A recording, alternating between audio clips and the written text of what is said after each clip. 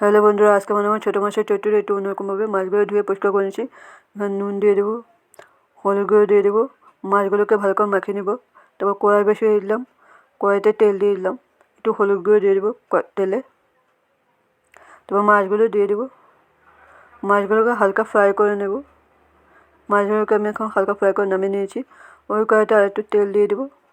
তারপর পেঁয়াজ কুচিগুলো দিয়ে দেবো, পেঁয়াজগুলোকে হালকা ভাজা ভাজা করে নেব। তারপর আলু কুচি দিয়ে দেবো, নুন দিয়ে দেবো, হলুদ গুঁড়ো দিয়ে দেবো, কাশ্মীরি লঙ্কা গুঁড়ো দিয়ে দেবো। এগুলোকে হালকা ভাজা ভাজা করে নেব।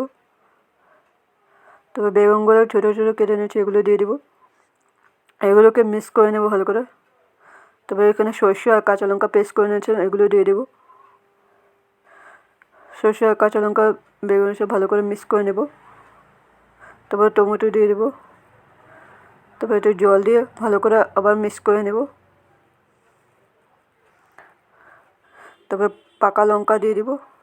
ঝোলটা ফুটে উঠলে একটু চিনি দিয়ে দেবো। তারপর ঢাকা দিয়ে দেবো একটু সিদ্ধ হওয়ার জন্য।